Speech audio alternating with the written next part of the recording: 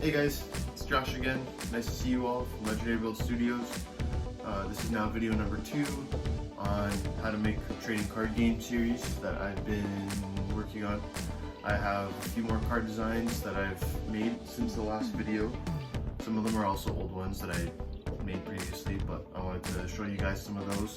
And we're going to be getting into the next steps of the card design process.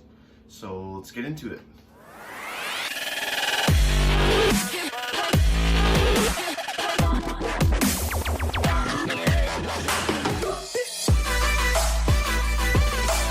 Alright, so here we are.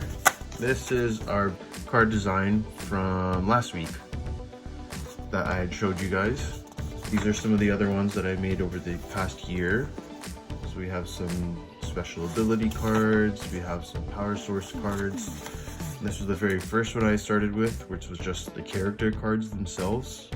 So we're going to start with this blank deck of cards. I had already started using this for some other designs, so the box is a little beat up.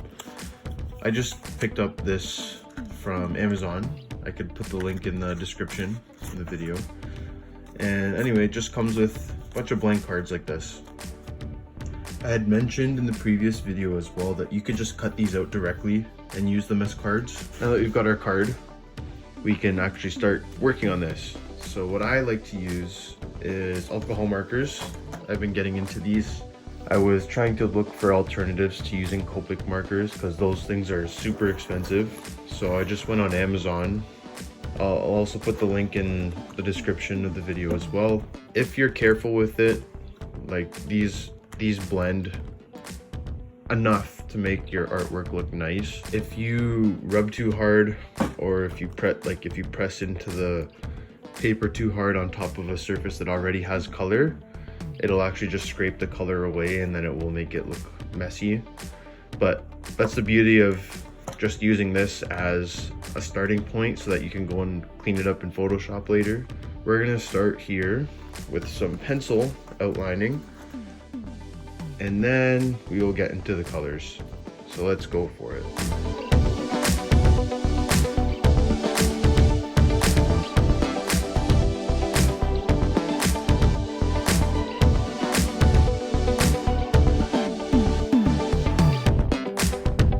So here we go. So this is what I drew out.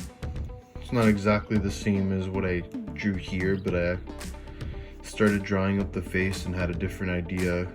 Slightly adjust the original sketch. Felt like I could add a little bit more detail. Keep in mind though that when you get this scanned, depending on how you design your card template, the artwork might not show everything, and that's okay. Like with me, I did the same thing with some of these other cards. Like this was one I drew before, and when I had scanned it and put it in the template, it looked a little bit more like this. And again, that's fine. It depends on how you want your card to look, and I did a little bit of color adjustments compared to the original drawing, as you could tell. But at the end of the day, you have to be happy with your design. You want your idea to come to life. You don't have to copy exactly what I'm doing, but I'm just sharing what I did. So we're gonna go on to the next step now, where we actually start adding color. So this is where we're gonna be using the alcohol markers. What I like to do is outline all the pencil stuff first with like a very, very light gray marker. And then afterwards I'll go in, I'll fill in all the solid colors, and then just slowly adding in some different shading. I'm gonna go ahead and do that now.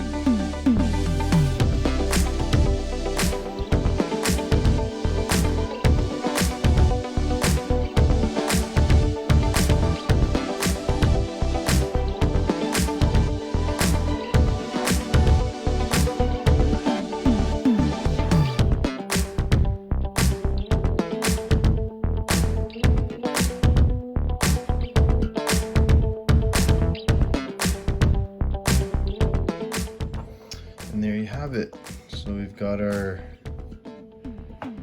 colors down now. We got the little signature on it.